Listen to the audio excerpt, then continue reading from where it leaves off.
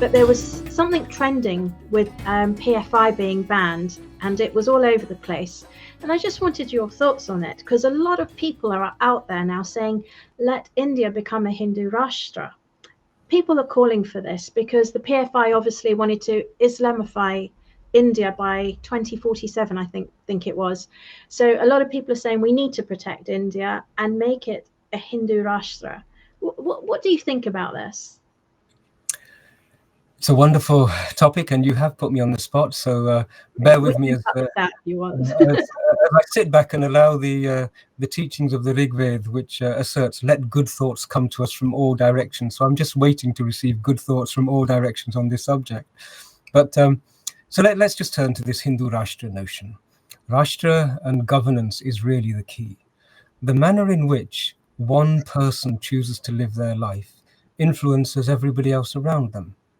And the manner in which a family lives influences their community. The manner in which community lives influences the whole of society. And so Bharat is a nation, Bharat that was Bharat before it became India, and Bharat that will be Bharat when it ceases to be India, when it returns to being India, returns to being Bharat.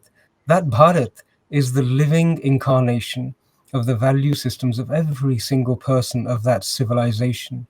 What they have learned, what they experienced, what they valued, and what they then shared and taught to other people around them. So Bharat has always been a Hindu Rashtra because Hindus themselves govern themselves according to dharmic principles. And the only thing that has been taken away is that when the Delhi Sultanate was there, and the Muslim rulers from the Turkish and then the Iranis and the Afghanis and so on, when they came, they imposed a model of governance which was alien to the actual indigenous people of that civilization. When the British came, they did exactly the same. They imposed a set of words and ideas and laws and rules. And remember, all of these words and laws and ideas and rules are merely statements made by human beings. And we buy into them, and therefore they have power. And so the people who did this to the Hindu nation and the Hindu people and the Hindu civilization, they temporarily injected into the mind of the civilization some craziness. And anybody who looks at the legislation that the British left there will see that it is terrible. If you want an example of fascist legislation, have a look at the British acts which were left in place to destroy the identity of the Hindus after the British had gone. Then you will see fascism enacted. Yes. It's there in every word and every deed, and the intention is crystal clear.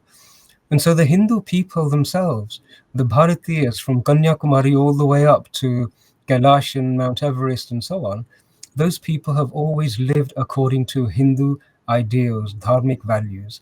And therefore the substance, the tattva of that civilization, it's always been a Hindu Rashtra. The only thing that's left now is to remove these alien judiciary, legislative processes and procedures, because they are adharmic, they are harmful. They are not in accordance with the values of how human beings should live. They are the relics left over by people who enslaved nations. And so they need to be removed. And when they are removed, that returning to a judicial system which reflects the values of the people who are subject to that judicial system, that's what a Hindu Rashtra is. And nobody should have any reason to object to that.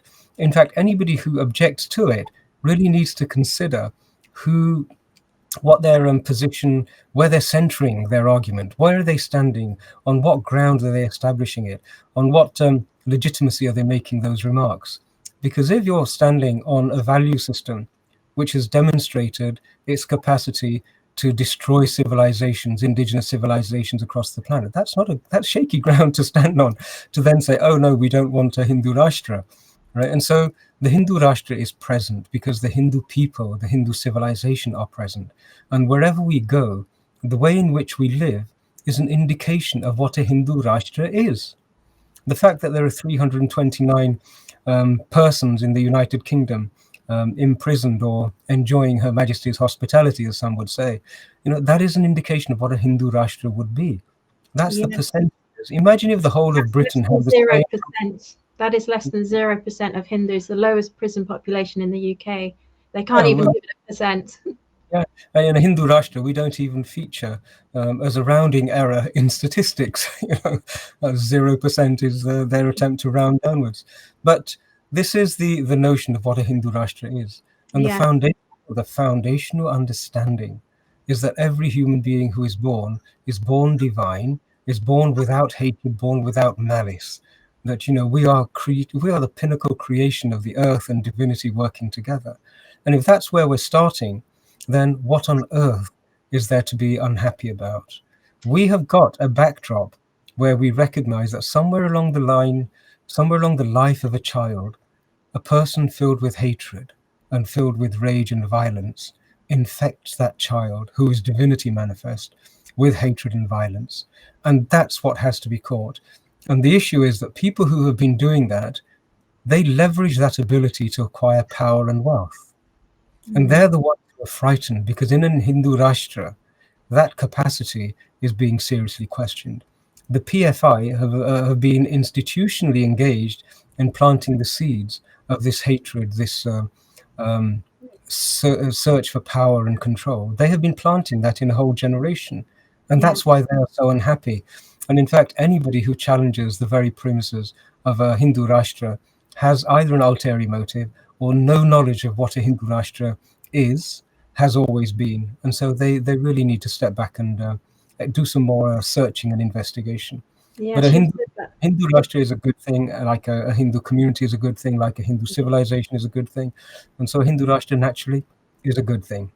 Yes, because you said that beautifully, because the PFI did plant seeds, but those seeds seem to have backfired because people are saying, we want the word secular removed from the constitution. They had the PFI and their ilk just worked with the majority, brought peace to all, we wouldn't be in this position, but it's really backfired now. Siloniji, you mentioned the word secular, and just returning back to the way in which fascist organizations and governments work, it will take a fascist to say in a democratic country, without reference to parliament, without a mandate from the people, we are going to insert into the constitution the word secular socialist. And that's what they did. That's what the Congress Party did.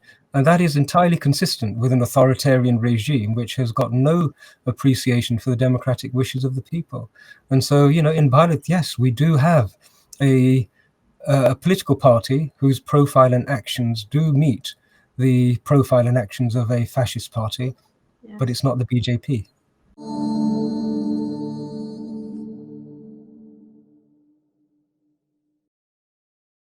Please remember to subscribe to us and switch on the notifications for this channel.